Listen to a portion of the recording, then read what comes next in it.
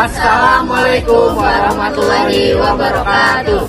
Kami Dari Kelompok 4 akan menganalisis Repositori Untirta. Saksikan videonya.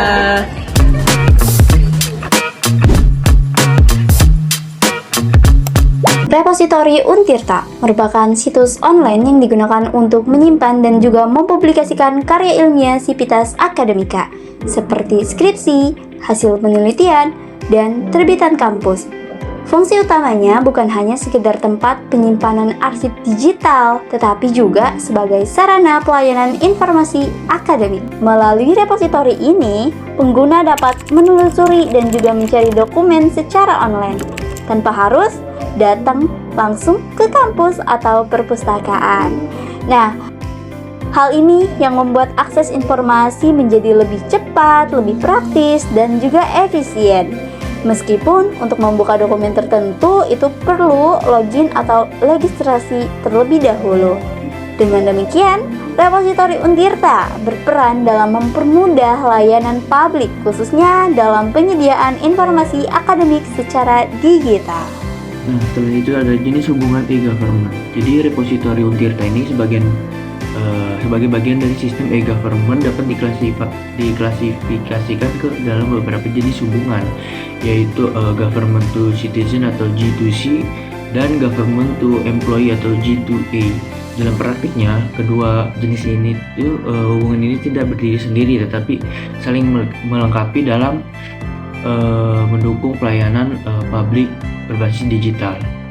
Jadi government yang pertama itu ada government to citizen atau G2C. Jadi repositori Untirta ini termasuk dalam kategori G2G karena menyediakan layanan informasi kepada mahasiswa luas, tidak hanya terbatas pada Sivitas Akademika. Jadi tidak hanya mahasiswa, masyarakat umum itu seperti peneliti atau pelajar maupun praktisi itu dapat mengakses berbagai karya ilmiah yang tersedia secara online. Hal ini itu menunjukkan bahwa pemerintah dalam hal institusi pendidikan negeri itu telah membuka akses informasi publik secara transparan. Dalam konteks ini, repositori berfungsi sebagai sarana diseminasi ilmu pengetahuan. Jadi masyarakat itu tidak perlu datang langsung ke kampus Untirta untuk memperoleh referensi. Jadi karena semua dapat diakses melalui internet, ini sejalan dengan prinsip keterbukaan informasi publik dan meningkatkan partisipasi masyarakat dan dalam pemanfaatan hasil penelitian akademik. Nah, selain itu juga G2C ini pada repositori ini juga mendukung peningkatan kualitas pendidikan secara umum. Dengan akses yang lebih luas terhadap sumber ilmiah, masyarakat dapat meningkatkan pengetahuan dan kompetensi mereka.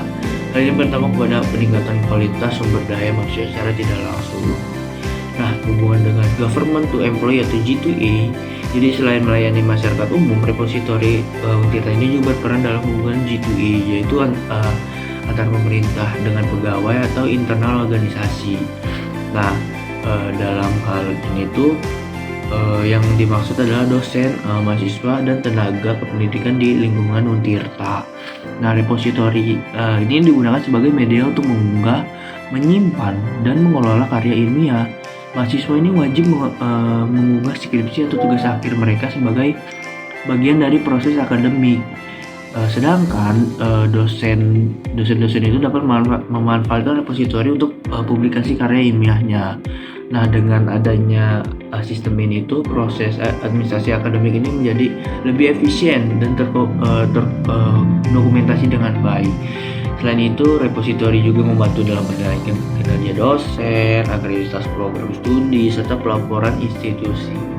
Semua data itu tersimpan secara digital sehingga mudah diakses dan diverifikasi oleh pihak terkait. Ini itu menunjukkan bahwa G2A ini tidak hanya bersifat administratif tetapi juga strategis dalam pengelolaan institusi. Nah, karakternya itu kayak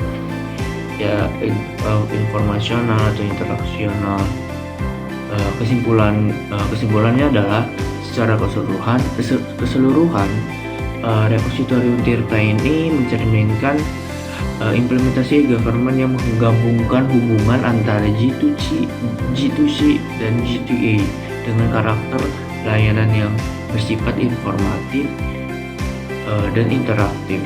Sistem ini itu telah memberikan manfaat nyata dalam hal akses informasi, efisiensi administrasi, dan transparansi. Namun, masih terdapat peluang pengembangan terutama dalam integrasi sistem dan peningkatan level interaksi menuju layanan yang lebih kompleks. Baik, selanjutnya saya Afelia Delvina Putri akan menjelaskan posisi e-repository Untirta dalam tahapan e-government. Jika kita menggunakan model tahapan e-government yang umum, e-repository Untirta berada pada tahap interaksi dengan beberapa unsur menuju tahap transaksi. Tahap interaksi ditandai dengan adanya komunikasi dua arah antara sistem dan pengguna. Ini tidak hanya sekedar menampilkan informasi, tetapi juga memungkinkan pengguna untuk berinteraksi langsung dengan layanan digital. Bukti pertama dapat dilihat dari fitur yang tersedia di sistem e-repository Untirta. Di dalam website tersebut terdapat menu seperti browse by year, subject, division, author, serta fitur advanced search. Ini menunjukkan bahwa pengguna dapat secara aktif mencari dan menelusuri informasi sesuai kebutuhan mereka. Dan bukti kedua adalah adanya fitur login dan register. Pengguna tidak hanya mengakses informasi, tetapi juga dapat membuat akun untuk mendapatkan akses lebih lanjut. Ini menandakan bahwa sistem sudah mendukung interaksi pengguna secara langsung dengan platform. Nah, selanjutnya adalah bukti ketiga, yaitu adanya pembatasan akses full text yang memerlukan registrasi. Artinya, ada mekanisme layanan yang mengharuskan pengguna melakukan tindakan tertentu sebelum mendapatkan layanan penuh. Ini merupakan ciri dari layanan sudah mulai mengarah ke tahap transaksi, walaupun masih terbatas.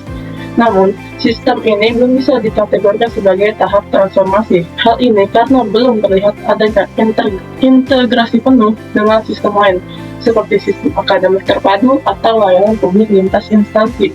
Jadi, dapat disimpulkan bahwa e-repository Untirta berada pada tahap interaksi karena sudah memungkinkan komunikasi dua arah antara pengguna dan sistem, serta memiliki unsur transaksi terbatas melalui proses registrasi dan akses layanan tertentu.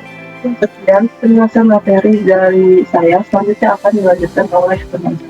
Untuk segi tampilan UI dari website repository Untirta itu desainnya udah simple, rapi, dan juga enak dilihat. Jadi nggak bikin bingung nih pada saat kita menggunakan website repository Untirta. Nah, menu navigasinya juga jelas sehingga memudahkan kami untuk menemukan skripsi, jurnal, dan juga karya ilmiah lainnya. Nah, sementara dari sisi UX, pengalaman kami dalam menggunakan repository Untirta itu terasa nyaman karena fitur pencariannya cepat dan proses mengunduh dokumen juga sangat mudah. Nah, secara keseluruhan, repository Untirta itu sudah bagus, praktis, dan juga sangat membantu mahasiswa dalam mencari sumber referensi yang terpercaya. Pada bagian ini, kami menganalisis prinsip e-government berdasarkan teori Well dan Ross yang berfokus pada governansi teknologi informasi, yaitu bagaimana TI dikelola agar selaras dengan tujuan organisasi. Berdasarkan hasil observasi pada website repository Untirta, terlihat bahwa beberapa prinsip sudah diterapkan. Yang pertama, IT Principles, di mana sistem ini digunakan sebagai media diseminasi karya ilmiah secara digital. Kedua, IT Infrastruktur, karena platform ini sudah berbasis web dan dapat diakses secara luas oleh publik. Yang ketiga, ada Business Application Needs, yang ditunjukkan dengan adanya fitur pencarian dan pengelompokan data untuk memudahkan pengguna. Namun, masih terdapat beberapa prinsip yang belum optimal. Dari sisi IT investment dan prioritization, belum terlihat adanya pengembangan fitur lanjutan atau inovasi yang signifikan.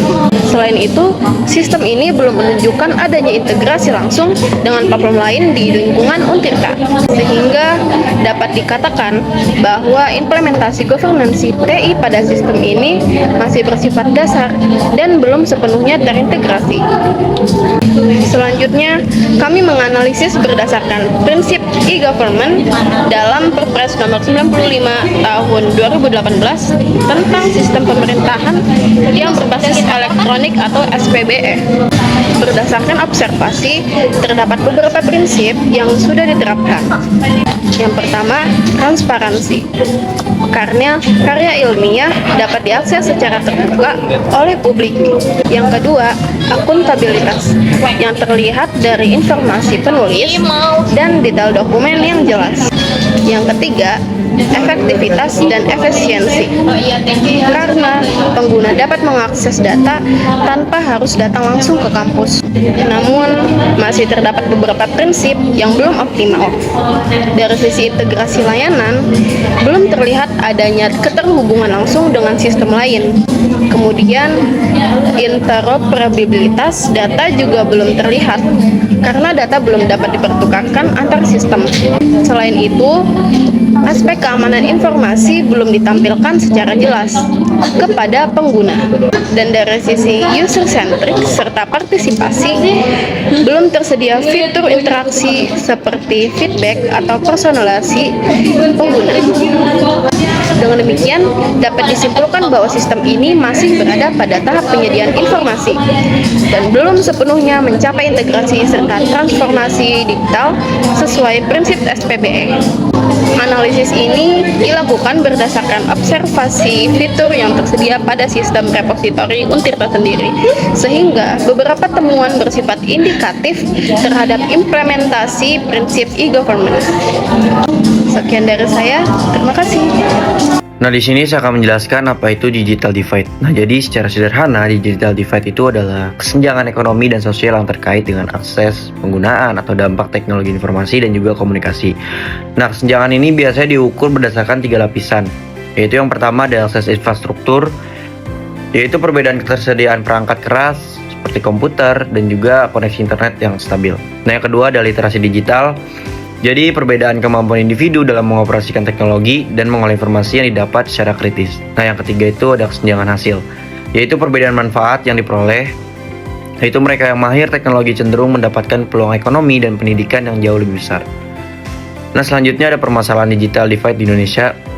Nah, jadi digital divide di Indonesia itu merupakan tantangan multidimensi yang dipengaruhi oleh kondisi geografis kepulauan yang luas. Nah, meskipun penetrasi internet terus meningkat secara nasional, adanya terjadi ketimpangan signifikan antara wilayah perkotaan dan juga pedesaan di kota. Jadi di kota-kota besar tuh akses internet tuh berkecepatan tinggi telah menjadi standar hidup. Nah, sementara di wilayah 3T, terdepan, terluar, dan tertinggal, masyarakat tuh masih berjuang dengan sinyal yang tidak stabil dan biaya perangkat yang relatif mahal bagi tingkat ekonomi mereka.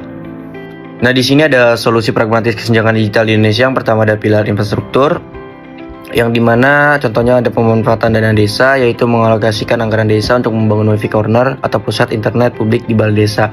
Nah, yang kedua ada pilar literasi, yaitu contohnya kurikulum digital sejak dini yang dimana mengintegrasikan kecakapan digital seperti keamanan cyber, etika internet ke dalam mata pelajaran sekolah.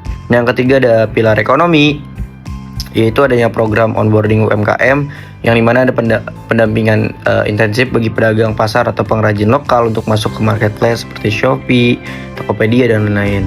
Nah, yang keempat ada pilar kebijakan atau regulasi, yaitu contohnya regulasi perlindungan data yang dimana memastikan masyarakat tuh merasa aman bertransaksi digital melalui implementasi UU Perlindungan Data Pribadi. Nah, jadi kesimpulannya, digital divide di Indonesia itu merupakan tantangan struktural yang memisahkan masyarakat berdasarkan akses terhadap teknologi dan kemampuan literasi. Permasalahan ini tuh bukan hanya soal ketersediaan jaringan internet, melainkan ketimpangan akses antar wilayah yang menghambat pemerataan ekonomi dan juga kualitas pendidikan. Oleh karena itu, penanganan yang pragmatis memerlukan sinergi menyeluruh antara pembangunan infrastruktur fisik, peningkatan literasi sumber daya manusia, penguatan ekonomi digital UMKM, serta regulasi kebijakan yang berkeadilan. Keberhasilan dalam menutup jurang digital ini akan menjadi kunci utama bagi Indonesia untuk mewujudkan transformasi digital yang inklusif dan juga mendorong kesejahteraan sosial bagi seluruh lapisan masyarakat di masa depan. Nah, itulah penjelasan dari kelompok kami. Sekian dari kelompok kami. Mohon maaf apabila ada kekurangan. Wassalamualaikum warahmatullahi wabarakatuh.